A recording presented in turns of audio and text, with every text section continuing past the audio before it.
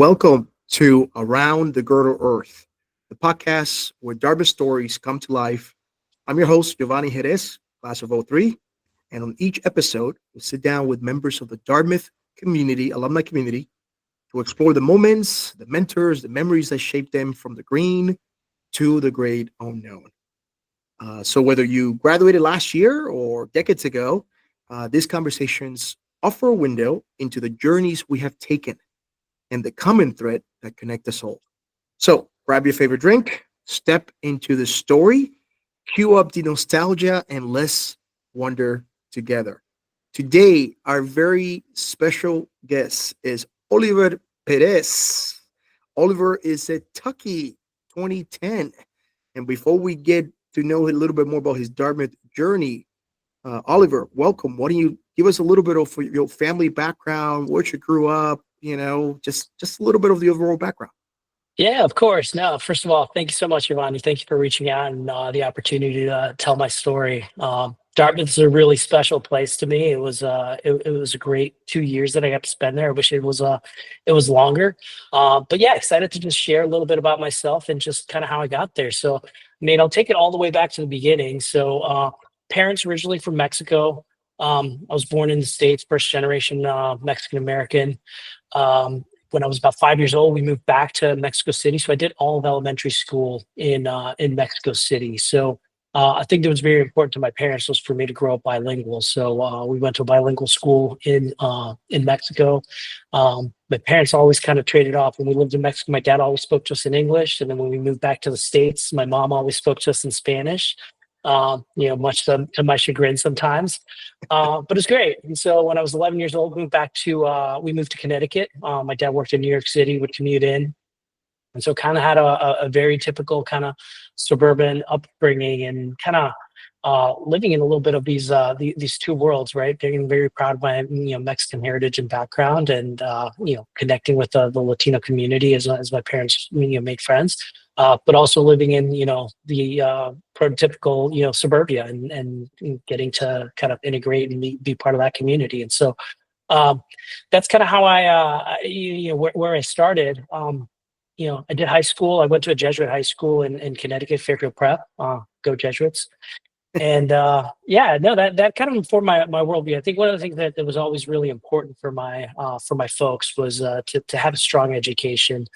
They were definitely the type of people that they kind of worked hard. They lean into education. They were both educated, and that kind of led to their professional successes. And that's something they instilled in me and my sister to always just strive and work hard. And my dad used to always say, get a good education, and you can kind of write your own ticket. And that's been something that I've always kind of held close, and it's something that I've always tried to do. So, yeah, that's kind of a little bit of like the start of Yeah. the story. But Why I'll did let you you tell me where you want to go. what why did your parents move to Connecticut? Like what was, out of all the places to land in the US, why Connecticut? Yeah, no, great question. So, my dad's a scientist by training. So he had a PhD in microbiology, and he started working for Pfizer Pharmaceuticals on the kind of technical side of things. So on the science, on the animal health business. And so, at the time, Pfizer was headquartered in New York City. So. Had an opportunity to move to headquarters, and that's kind of how the family landed in Connecticut. Just kind of And, pursuing opportunity. and where were you? What city, Mexico? What region in Mexico were you guys in? We were right in Mexico City. So Mexico. for those of you who know Mexico City, I lived in San Jeronimo. I went to school in Coyoacan.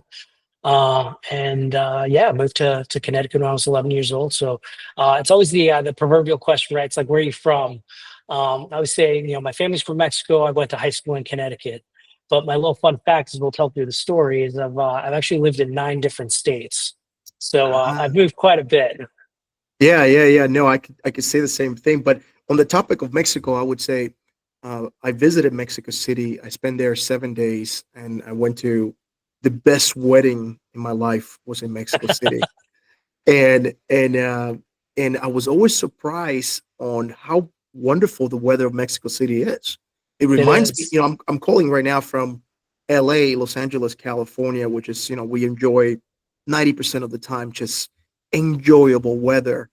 But I just remember distinctly how Mexico City also has that weather system where most of the time Yep. it's enjoyable weather.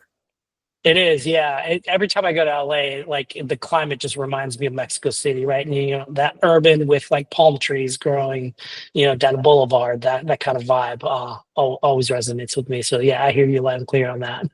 So so you grew up speaking Spanish. Did you speak English in Mexico as well? Is that I did, yeah. So we went to a bilingual school, which was it was super fun, and it's actually something that I've tried to do with my kids. We found Spanish immersion schools here. I live in mm, Minnesota currently, and so both of my kids are fairly fluent.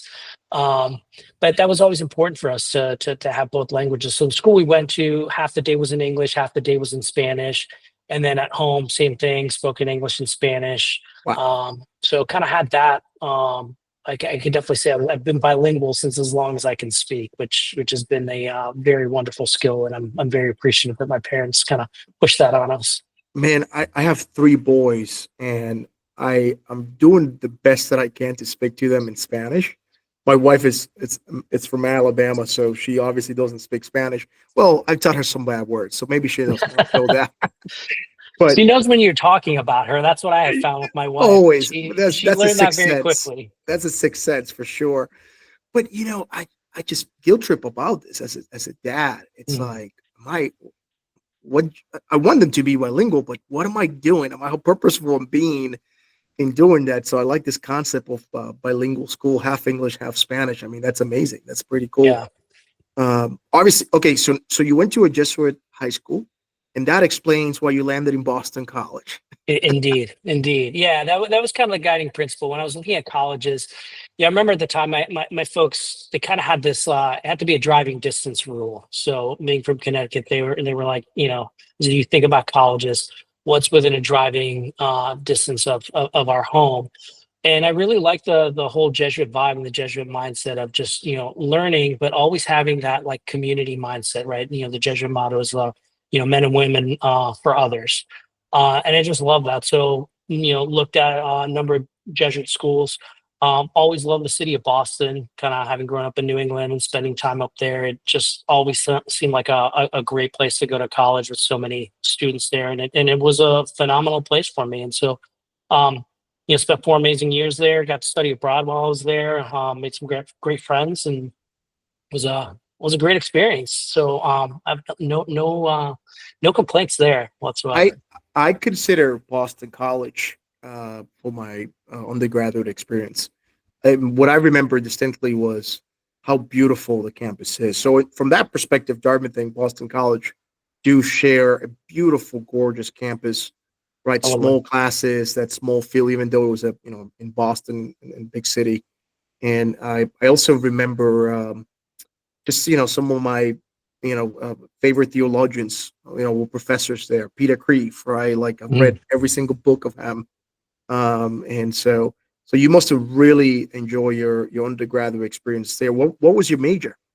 So I was in school business, so I was a finance major, um, with an international studies minor. So, kind of, especially my dad having worked for a big multinational, I kind of knew I wanted to work for a big, I don't know, big corporation was kind of what I thought I wanted to do. But I was so naive. I didn't really know anything about how like the business world worked.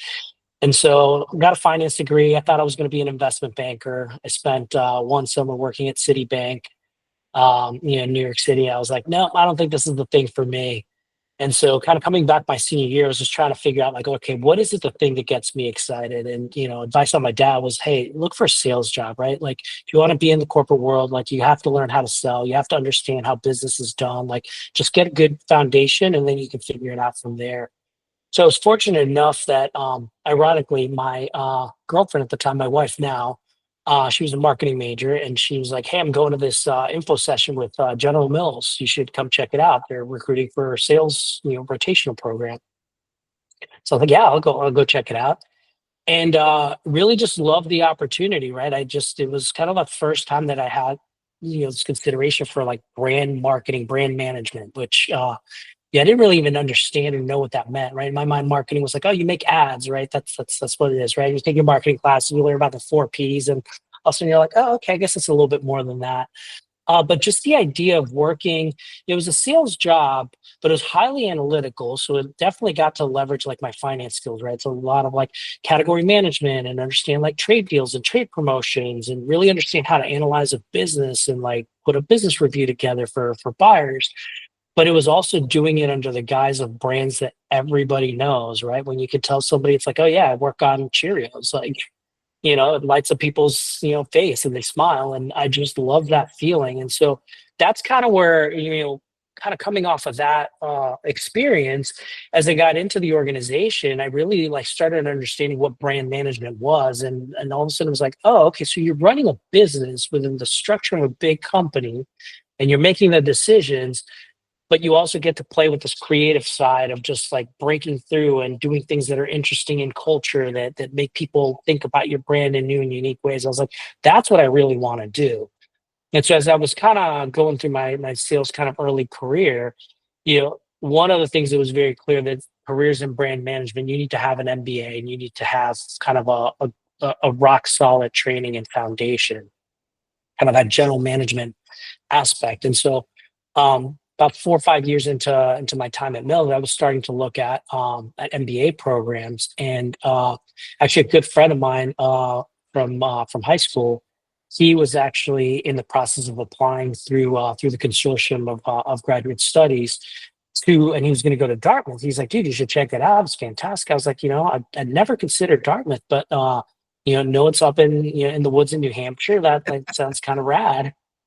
And so I ended up going to my first experience at Dartmouth was I went to the diversity conference, which is put on every fall. It's an event to kind of help prospective students just learn about the school. You go through some classes, you go through some epic parties, and you have just a great weekend.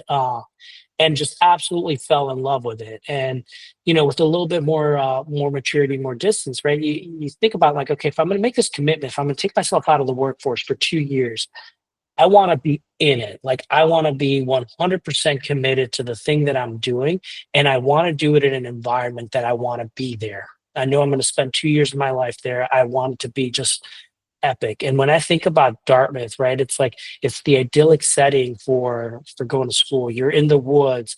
It's a small community. So whether you like it or not, you're going to get to know every single one of your classmates. I mean, there's only 250, 260-ish, roughly students per class at Tuck. So you get to know everybody, and you're so removed from like big cities that like your community becomes your social network, your connections. And so you become so bonded to everyone. And I just love that aspect of it, which is really what drew me to the school. And and then obviously on the academic side, it's a wonderful institution, and just this notion of being trained as a true general manager, which again, you go back to like the role of brand management, like that is what you have to be as a general manager. And you have to understand, finance and accounting and, supply chain and operations and, marketing and all of that. And, to this day, I think there's not a day that goes by that I don't, that I'm not thankful for the opportunity of having learned all of those skills. And I know I put them into practice every single day, in my current role. So yeah, it's been great. To add to your comment, I also share your sense of like, a smaller, reachable community, right? That where you feel like there's you're always one or two strings away from somebody on campus, right? Totally. But I also felt like Dartmouth just brought so many international and national folks that I always felt like it was like we were still connected to the world, even though we were like 100%. in this green bubble. I don't know if you as a Tucky, I'm assuming you probably got speakers from all over the U.S. and the world. Totally. No, 1000%. I mean, just not only the speakers, professors, But yeah, no, to that point of the international community, I mean, so many, I literally had classmates from all over the world. I still remember my first year study group. We had somebody from South Korea, and then I connected with all the students from Mexico, and we had a great bond, and classmates from England, from Germany, from Israel, from Japan, like literally all over the world, which you never would have expected in kind of the Green Mountains up in of northern New England. Um, but it was just such a great, and just adds to that learning experience, right? People with just very different backgrounds, very different perspectives, very different point of views, and like it just adds to the experience, which again, and I'm sure other schools have it, but I don't think they have it in the same. They don't have that green secret sauce that Dartmouth Yeah, has. yeah, I agree. What did you think were your first thoughts and impressions? I mean, like again, the Boston College campus is very similar to Dartmouth. It's like it's it feels traditional, right? It feels like it's Yeah. imbued with beauty and architectural tradition. I wonder if you had any other, as you think about that comparison, when you walked into the Tuck Business School, if anything else stood out for you that was unique. Yeah, I would say like more broadly, like with Dartmouth, I think what I loved about it is like the town of Hanover is just like your perfect picturesque, college town where it's literally the entire town revolves around the college, right? And so, just having those like beautiful historic buildings, right, that have been there since what the 1700s, this just beautiful campus that is just so inviting and warm that just flows so seamlessly into the city or the town. I think that's probably like the biggest difference, right? Boston College is a beautiful campus, but like you're kind of smack right there on the edge of Boston, and you're 6 blocks off campus, and you're all of a sudden in the city, right? And it's very different, and you might not even know that there's a college kind of a few blocks away, versus like Hanover, just everything surrounds around that, right? And just having that again, that communal feel where you're running into classmates, professors, undergrads, like you just feel like the town. And having been to Kentucky, right, and staying there through winter break or coming back in the summer, and you just see how the town just completely changes when the student body is gone, right? Because it just brings so much life and energy to the town itself, which I love that aspect of it, right? It's like you Yeah, just always felt like you're in it, which is great. yeah. Did you have any? I'm sure you had a lot of great classes and a lot of great professors. Any one of them that stood out for you and some of the lessons that you brought into the workforce? For sure. I mean, I had plenty, and I think a couple that kind of stood out. I'll go with all my Tuckies will remember this. Like one of the first classes you take is called GEM, Global. What's it called? Global Economics for Managers, I think is what it stands for.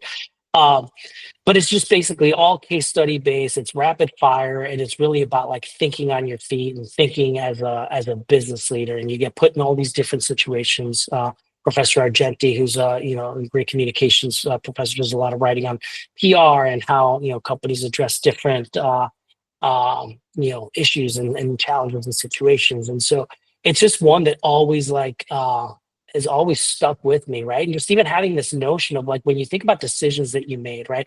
I always like to have this filter, and I've carried this with me. And like it's like, okay, as a decision that you made, how would you feel if this decision is on the front page of the Wall Street Journal Mm, tomorrow, right? So it kind of helps guide like how do you bring in like your own moral perspective and point of view, but also balancing that with like you're trying to run a business, and like you have tough decisions sometimes to make. And so I think that was just such a formative one, right? It's that first like class that you get hit with that like hit of dopamine, with all of a sudden you're in this room where it's like, holy cow, I'm in with like all these incredibly smart people, where you every now and then have that moment of like, was I the admission mistake in this in this room? Um, but it just pushes you and it challenges you, and it's just it becomes such a fun environment, right? And then you go back to your study group, right, and you would spend all afternoon like working on these cases late at night, and you just bond with everyone. And so um I think that was just a very formative one that comes to mind. yeah, it really sounds like you optimize your Tuck experience to the max. Those 2 years fly by.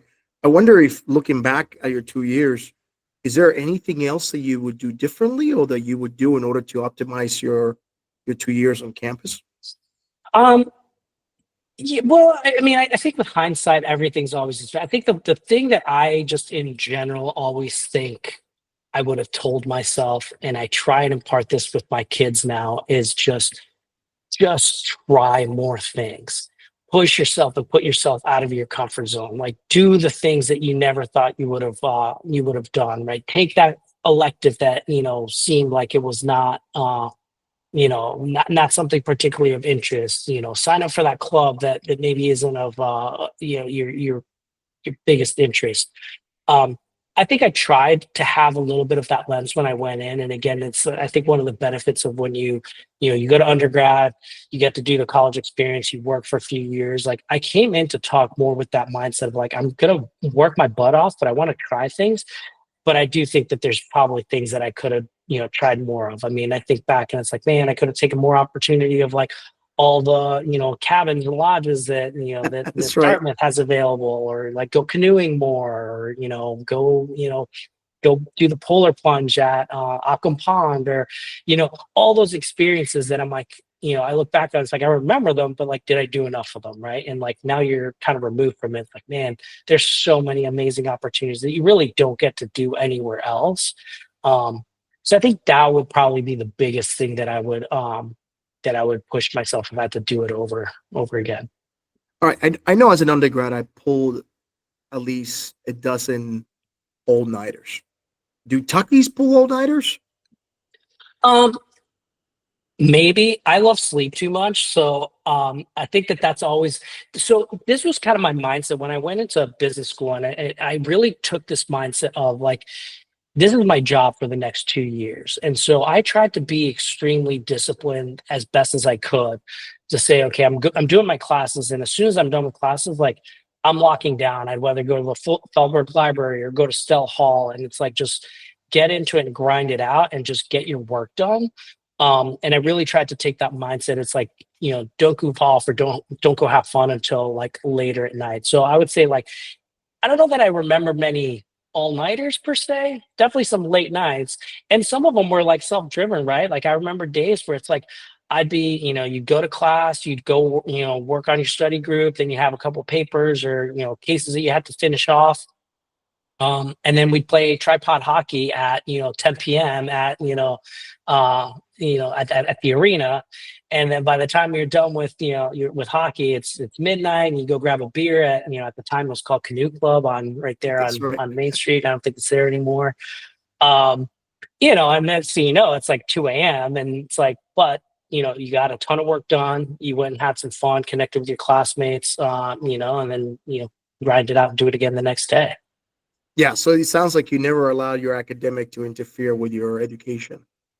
No, I mean, and that was the big thing, right? Like, and I think again, the difference of having a few years under your belt, right? It's like it's a big commitment, it's a big investment, time, money, all of it. Um, I really went into it. It's like I have to maximize this opportunity. Like this is like an incredible opportunity, and like I Yeah. want to make the most of it. And job number one was to like do well. Yeah. Job number two was like network, connect, and have a great time. And looking back at it, I think I delivered on both of them. Yeah. Yeah. No, it's great. No, I echo your sentiments. When I went to Brown for my master's, one, I was paying for it myself. So Right. the weight of responsibility fell way more than when it was an undergrad. I mean, I graduated with some loans, but it was just different. And I think probably the other biggest differentiator, right? Certainly more mature, right? Different perspective on life. And I was a much better time manager, right? Like I was like, Totally.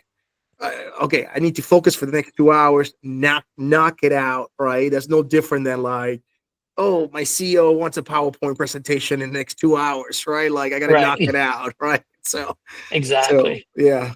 Um, so you graduated from Tuck, you went back into the corporate world, you worked for I some did. other big firms. I saw on your LinkedIn, you did Red Bull, you did uh, Post Consumer Brands, Post obviously, like, and now you landed with Duke Cannon Supply. Maybe you could just kind of summarize a little bit of your professional trajectory after Tuck. Yeah, absolutely. So, like you said, I think one of the things that I learned about going to talk, right, and I think maybe I'm giving away some trade secrets, but I'll do it anyway, right?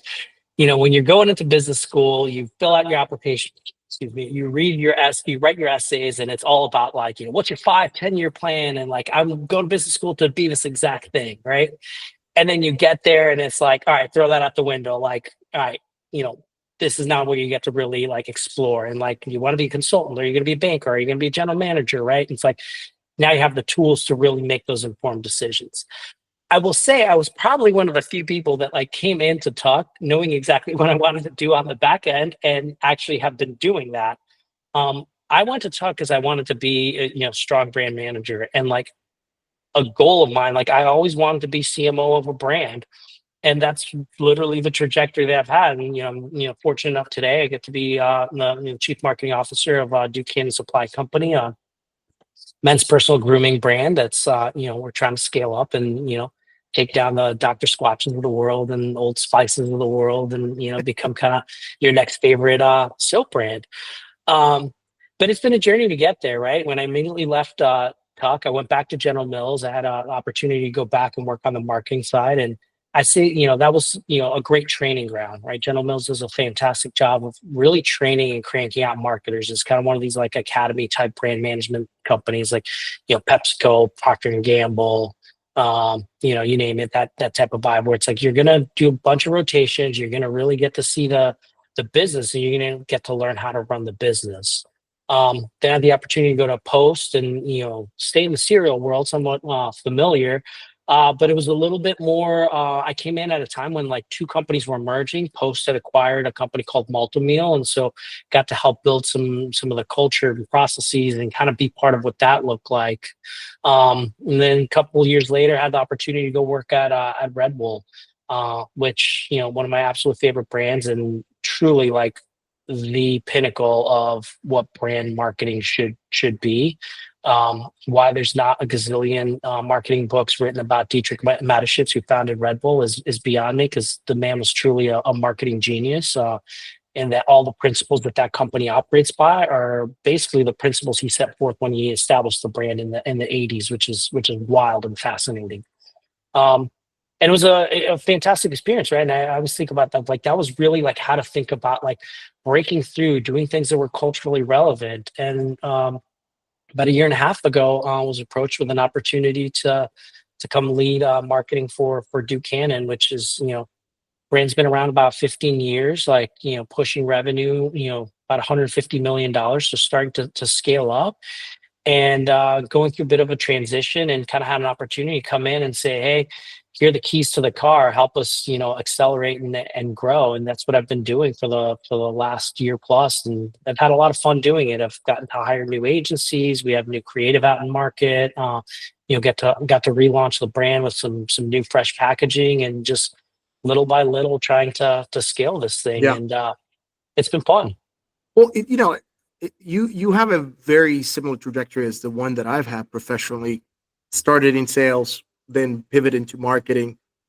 I'm curious, what have been your observations and conclusions and wisdom of that world of revenue? I call it, revenue, right? It's Yeah. the same goal, sales, marketing. You're just tackling different aspects of the funnel. I'm wondering if you could, give us a glimpse as to what are the observations that you made.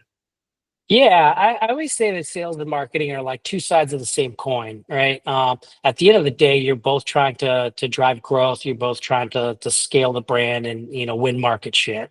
I think it's just the time horizon in which you're doing it is usually where the biggest difference is, in my opinion, right? At the end of the day, sales, you're talking monthly, quarterly, yearly plans, right? When you're building a brand, you got to look, 1, 2, 5 years out. And the bets you make on the brand side, right, a new campaign, new packaging, they're not going to turn the business like that.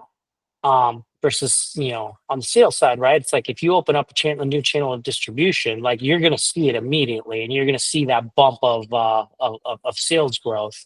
And so you always need to have that balance, right? You need those people that are, strong sales partners that are out there opening doors for you, writing the right promotions, like selling the hell out of your brand, and getting that incremental space, that additional promotion. But you also need to pair that with strong brand builders. That, how are you getting people's attention? How are you getting people to think about your brand at the time when, like, they have no business thinking about your brand, right? When you think about, you know, brand salience is built at the time, like 80%, 80+% of the time, when consumers aren't thinking about or aren't in the market for your product. But you have to create that connection, that resonance, and you have to break through, and you have to be relevant, and you have to be somewhere buried deep in their subconscious. So when they walk up to that shelf set and they're trying to decide, well, which body wash am I going to buy today? Because, like, they don't have the one that I usually buy, and all of a sudden they look over and they go, "Oh, Duchanan, I think I have heard of them. I think I saw one of their commercials. Oh yeah, they're for hardworking guys. Like, I see myself in that brand," right? And you got to create those memory structures, which are going to take longer time to build, and you know often don't have that same immediate result. But if you do it right and you pair those two together, I mean, sky's the limit. And that's how you really scale and grow brands. And, like, that to me is like the secret sauce that gets me excited. And it's why I do what I do, right? Because you get to Yeah. balance that psychology of how consumers think and how people, remember your stuff, but also with the, like, very present reality of, I'm here to run a business and we got to grow and deliver in the here and now. Because if we don't do that, you can't play for the future. But if you spend too much time worrying about the here and now, you may not like what you find, Yeah. 6, 8, 9 months down the line. No, that's a solid point. I so often speak to small business owner and mid business owners. They want a marketing strategy around SEO, right? Search engine Mhm. optimization, and they want results in month one. And I'm just Right. like, guys, that It's doesn't going to take work. time. That's minimum 6 months. If you Mhm. really want to plan, you got to be at least a year Right. before you even start getting traction, right? And kind of like to your point, it's like, how do you embed yourself into the consciousness of consumers that are not even thinking about you, that are being distracted with so much noise from all these other products, right? And everybody's going for your attention. So that's a fantastic. So I'm curious, what would be if you had to do a TED talk, like a 20-minute Mm. TED talk on your expertise, on your passion, what would we be listening to? Oh man, what do I love? Um, I think I would go more with, like, my personal passions. Like, I love to travel. I love good beer.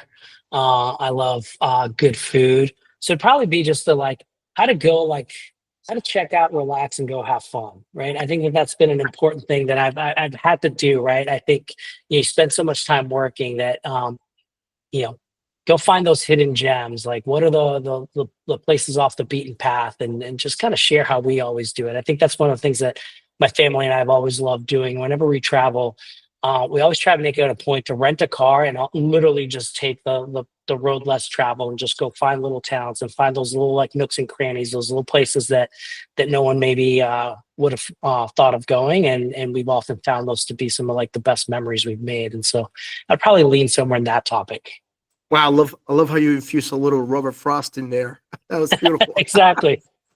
So, um, yeah, I wonder what's your number? How many countries have you been to so far? Oh man, I've done the math. It's definitely, like, pushing 30, somewhere in that range. I'd have to go back and look at it. I don't have it off the top of my head, but I I have done. I will tell you, I do know off the top of my head. I've done 47 states. So Wow, there's only wow, only 3 states that I've not been to. wow, that's amazing. I have traveled 49 countries, and I only know this because my nephews forced me to count. They were like, Okay. "Hey, here's the map, Uncle. Let's go through all the countries." Yeah. Like, "Oh, let's do this one, this one." We counted all. It was 49. I was like, "Okay, great." Wait, I think I owe that to Dartmouth as well. My Totally. my my my. I spent a semester studying in Copenhagen, Denmark, Oh, and I nice. used that as my base to, like, backpack through like 17 different countries. And then that just started an obsession where, like, I graduated, and every year that was my goal. I'm going to travel somewhere for 3 to 4 weeks. and I've That's been awesome. fairly faithful about that, and I got my wife hooked into that. So, Good and for the you. kids, but obviously the more kids I have, the more expensive those plane tickets get. So Exactly. Exactly. No, I hear that. Yeah, I've got two kids as well, and yeah, same thing. We're in the same boat. It's like love to travel with them, but it's like okay, now it's four of us traveling. yeah. Well, Oliver, as we wrap up the end of this podcast, do you have any final golden nuggets of wisdom you want to share to any of our audience members? Yeah, I mean, I guess I would just say, you know, take some risks, take some shots, have fun out there. I think, the biggest things that I've learned is life's too short to be, too stressed out constantly. And I'm probably not the best example because I am pretty stressed out all the time. Um, but it's really about connecting and have fun. I try to live by, there's a quote that I love, and like most of my team at every stop that I've been to, they've heard me use it. So it's an Abraham Lincoln quote that says the best way to predict the future is to create it. And it's something that I just love, right? Like at the end of the day, we're all writing our own story and our own chapters, and, go have fun with it and create the path that you want for yourself. So that's what I guess I would leave you all with. That's a fantastic way to end. For everybody else that was able to join us in this podcast of Around the Girdle Earth, thank you. If today's conversation sparked a memory or gave you something to think about, please leave us a thoughtful, introspective comment in the comment section. And also share the episode with a classmate, with a fellow alum, with another Tucky. It's a very easy way to keep the Dartmouth spirit alive in this digital age. Until next time, stay curious, stay green, and keep roaming this beautiful girdle earth we call home. Take care. Bye bye.